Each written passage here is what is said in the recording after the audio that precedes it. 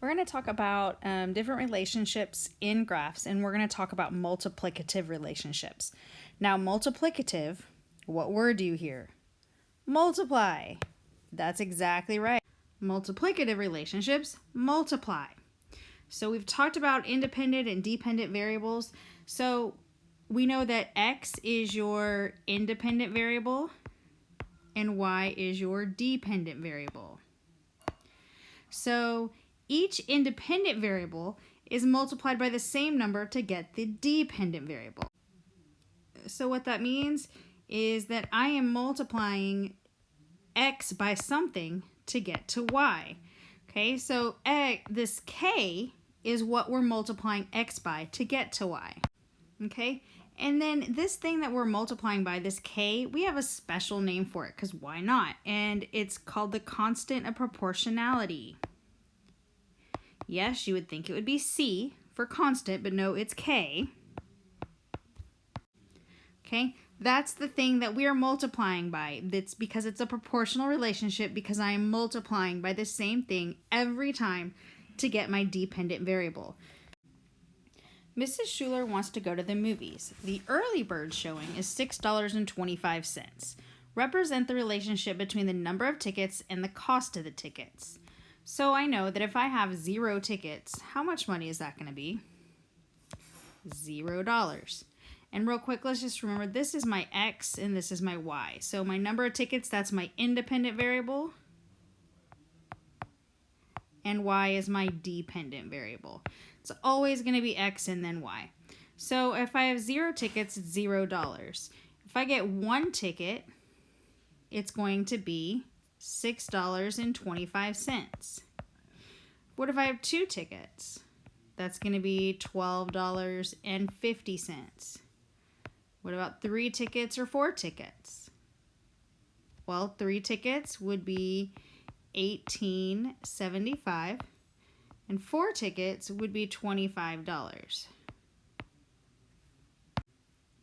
How did I get that? Because I realized that every time I'm multiplying by $6.25. So there's an equation for that. Remember on the front we said that the equation for a multiplicative equation or multiplicative graph would be y equals kx. So we're going to say y equals k. What's my k? What am I multiplying by? $6.25 x. Now that does not mean $6.25 times. That x is not a time symbol. That is my x value. But it's read as y equals $6.25 times x. Okay? So I'm going to graph this. So I'm going to start with the number of tickets. If I had, well, actually 0 tickets would be $0. And 1 ticket would be $6.25. So I've got to kind of estimate there. 2 tickets would be $12.50. 3 tickets would be $18.75. 4 tickets would be $25. So now I'm going to get a ruler and I am going to draw a line through all these points. Okay, it may not be perfect, but notice that it's going to go through the origin. All multiplicative graphs are going to go through the origin. Now that's because it's proportional. This graph is proportional because every time a ticket's bought, the price is increased by $6.25. So I'm doing the same amount each time. So again, it goes through the origin when it's multiplicative and it's proportional. And what is the constant of proportionality in this case? The constant of proportionality is that thing that's making it proportional, the thing we're multiplying by each time. So in this case, K,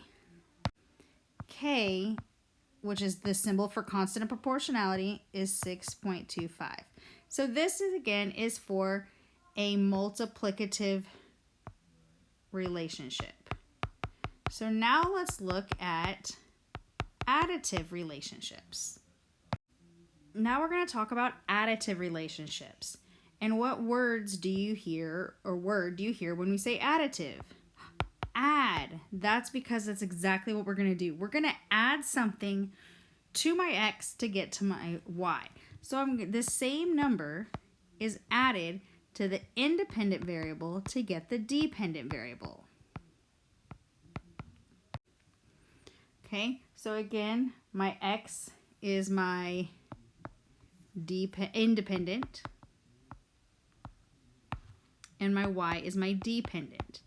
Now this time, instead of having a constant of proportionality, we're not multiplying by anything, except maybe that invisible 1 coefficient of x. But b, of course, we have to have special names for everything, so we're calling b the Y-intercept. So let's label that.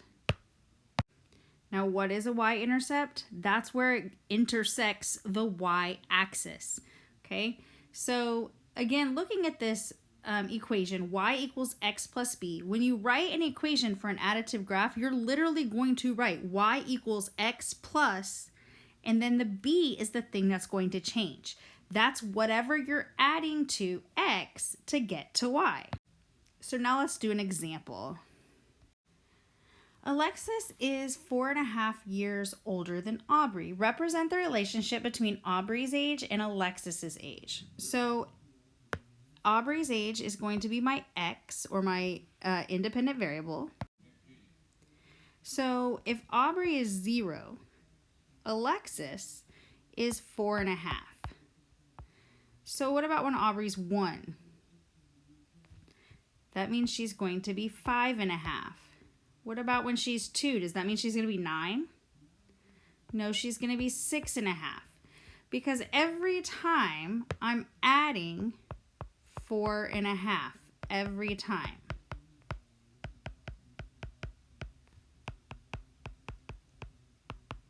So what about when she's 3 or 4? Fill in the rest of it. So now I'm going to write an equation. My equation is always going to be y equals, we're going to say x plus, what are we adding?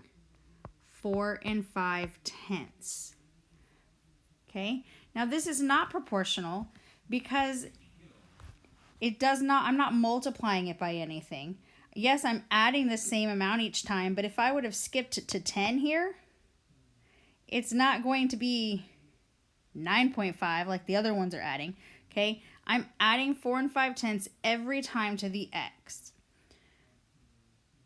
Now let's graph it. So when Aubrey was born, Alexis was 4.5. And then when she was 1, she was 5.5, and so forth. So go ahead and graph this. So notice, what were we adding by each time? 4.5. And where did it hit the y-axis? 4.5. So an additive graph will go through the number that is being added on the y-axis. That is called my y-intercept.